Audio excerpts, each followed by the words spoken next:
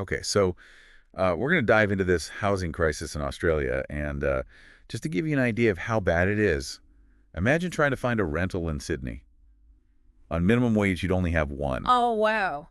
In 300 options to choose from, not 1%, not 10%, like a fraction of a percent. Yeah. That's that's pretty rough. Yeah, it paints a pretty stark picture. It does. And it's not just a Sydney thing, it's nationwide. We've got reports, we've got news articles, we even got some personal stories about just how tough it is to find a place to live in Australia right now. And we're going to try and help you make sense of it all. Yeah, unpack it a bit. Yeah, why is it so expensive to buy a house here? Well, one of the big things is that comes up over and over is that we haven't been building enough social housing for decades. Oh, really? So when people on lower incomes can't find somewhere affordable to live, they're forced to compete in the same market as everyone else, and that pushes prices up for everyone. It's like a chain reaction. And then you've got this massive immigration rebound, like over 500,000 new people calling Australia home just last year. They need a place to live too. Absolutely. And it's not just the number of people, it's also the types of homes they need after COVID. A lot of people realized they wanted more space. So even if the population stayed exactly the same, we would still need more dwellings built, not fewer. Oh, interesting. And then on top of that, one of the analyses that we have dives into this capital gains tax discount that came in back in 1999. And apparently this made investing in property super attractive. Yeah, massive shift. Before 1999, if you sold an investment property, you would have to pay tax on the profit you made, just like any other investment.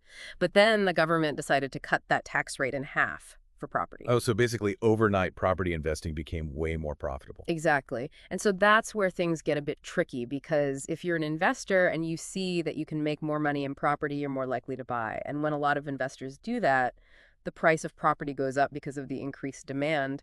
Right? So it's like you've got all these different things happening at the same time, not enough social housing, lots of new people coming in a tax system that favors property investors, and then everyone wants more space. No wonder prices are going crazy. It's quite the combination, and it creates a real headache for anyone who's trying to rent. Yeah, speaking of renting, how bad is it out there for tenants? Because these reports paint a pretty grim picture.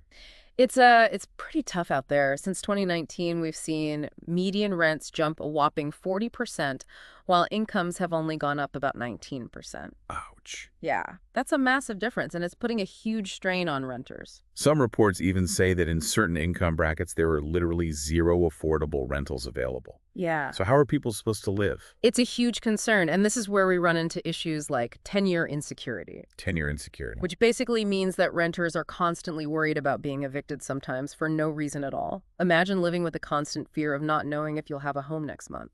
We actually have a news story here about a family with 3 kids who were facing eviction with nowhere to go. They could end up living in a tent. It's really heartbreaking. Yeah, and it's not just the fear of eviction, it's also the quality of the rentals. A lot of reports talk about properties that are unbearably hot in summer, freezing in winter, not to mention issues with mold and other maintenance problems. It makes you wonder, is it all doom and gloom? Is anyone doing anything to try and tackle this mess? Well, the government has introduced a few things, like the Housing Australia Future Fund, Okay. or HAFF for short, Okay, HAFF. and they're aiming to build 30,000 new affordable homes by 2029. 30,000 homes.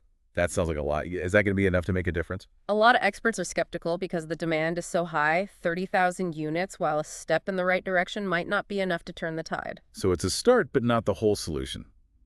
What about other government initiatives? We've got a news report here about a national housing accord. Yeah, that accord aims to build a whopping 1.2 million new homes over the next 5 years. 1.2 million. It's a pretty ambitious goal designed to boost supply and hopefully bring prices down. That's a huge number, but are we actually on track to meet that target? Unfortunately, not really. Construction rates are lagging behind the targets, and things like supply chain disruptions and labor shortages are making it even harder to build new homes quickly. So even with these big plans, there's a lot of uncertainty. Yeah, there is a lot of uncertainty. But hey, at least they're trying, right? They are trying. Okay, so we've talked about what the government's doing, but what about individuals? What can people actually do in this crazy market, especially if they're trying to buy a home? Well, knowledge is power, even in a tough market. So understanding how things work, exploring all your options, and getting advice from experts can make a big difference. That's good to hear. Mhm. So where should people start? Should they even be thinking about buying in this environment, or is renting the better option? That's a tough question, and it really depends on your individual situation. And your goals, renting gives you flexibility, but you're at the mercy of rising rents and possible instability. Buying gives you long-term security and the chance to build wealth, but it requires a big upfront investment and ongoing costs. It's a tough choice. It is. And with prices being so high, saving for a deposit must feel impossible for a lot of people. Now, it can definitely be a hurdle, Yeah. but there are strategies you can use to make it happen. We'll dive into those a bit later. For now, let's talk about something that often comes up in conversations about housing foreign investors. Are they really to blame for pushing prices up? Yeah, I've heard that question a lot. Yeah, it's complicated. Foreign investment does play a role in the market, but it's important to remember that there are many other factors at play, like everything we've already talked about. Right? It's never just one thing, is it? Hmm. But what about inflation and rising interest rates? Hmm. How are those affecting the housing market? Inflation and interest rates are definitely having an impact. Inflation makes your savings less valuable, so it's harder to save for a deposit. And as interest rates go up, mortgages become more expensive, which can price some buyers out of the market. So it's like a double whammy for potential home buyers. Their savings are shrinking because of inflation, and then borrowing money gets more expensive because of higher interest rates. Exactly. Yeah, these economic factors just add another layer of complexity to this housing crisis. They do. We've covered so much ground already, but I think it's time to move on to some potential solutions and practical advice. Before we do that, we'll take a quick break to hear from our sponsors. So, is anywhere in Australia still affordable? Well, affordable is a relative term, of course, Yeah. but when you compare regional areas to the big capital cities, there's definitely a difference in price. So you're saying like trading the city lights for a bit of country life could actually be a way to save some money? For some people, yeah, especially with more and more people working remotely these days, moving to a regional area could mean a lower cost of living and a more relaxed pace. Yeah, it's about like weighing your priorities, Yeah. right? Maybe a slower pace and more space outweigh the convenience of city life. But let's be real, saving for a house in this market feels like a pipe dream for a lot of people. Any tips on how to actually make that happen? So saving for a deposit can be daunting, but it's not impossible. The key is to be smart and disciplined. First, figure out a realistic savings goal. How much do you actually need for a deposit? Then build a budget that lets you put aside a chunk of money each month. Okay, so budgeting basics, but are there any secret tricks to like boost those savings faster?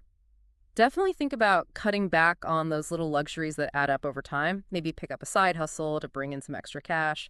And don't forget to check out government schemes and grants. Some of them are specifically designed to help first-time buyers. So it's about being proactive and resourceful. Now, what about people who are already renting? Is there anything they can do to protect themselves from like rent hikes and those no-fault evictions we talked about earlier? Absolutely. First things first, know your rights. Each state has its own tenancy laws, and those laws outline your protections as a renter. Second, document everything. Keep records of all communication with your landlord, rent receipts, maintenance requests, you name it. And if your landlord wants to raise the rent and you think it's unreasonable, don't be afraid to negotiate or get advice from a tenancy advocacy service. Communication and documentation are key. Got it. But let's shift gears for a minute and talk about alternatives to traditional housing. Are there any like innovative solutions out there to address this affordability crisis?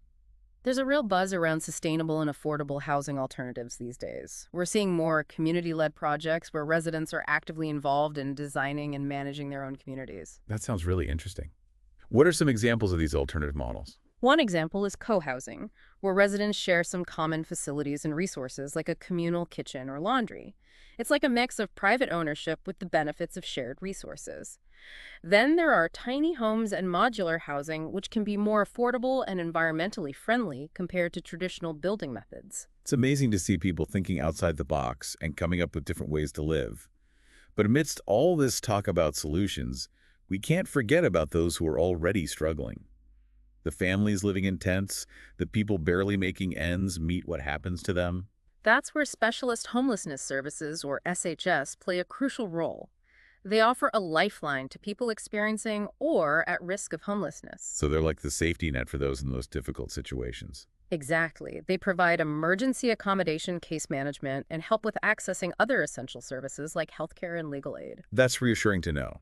But one of the reports we have highlights a concerning shortage of these SHS.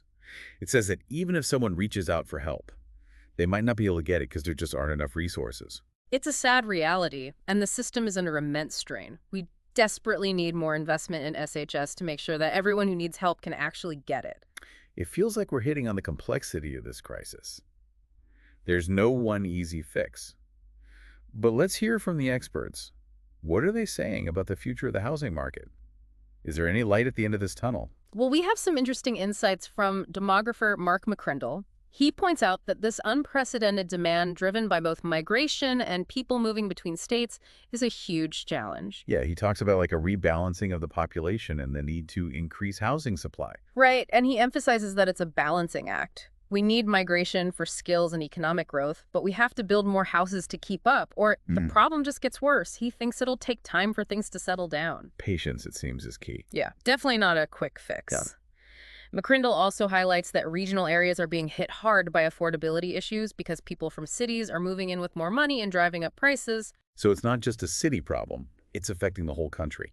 So what advice do the experts have for individuals? What can people actually do to navigate this difficult market? Well, we have some advice from a mortgage broker who stresses the importance of focusing on what you can control. That means boosting your earning power, considering options like rent vesting, where you buy an investment property and rent somewhere else, and being aware of government assistance programs. Okay, so those are things that anyone can do no matter what their situation is. He also mentioned something interesting, the bank of mom and dad. Yeah, he acknowledged that a lot of young people rely on financial help from their families to get into the property market. It's a reality for many, but not everyone has that kind of support. What about those who don't? Well, he suggests looking into family guarantees as an alternative. It's where parents can help their kids get a loan without actually giving them cash. They basically use their own property as security for the loan. So it's like a safety net for the bank, making them more comfortable lending money. Yeah. But his final message was really about changing your perspective. Absolutely. He encourages listeners to be open to different locations, different types of properties, and different timelines.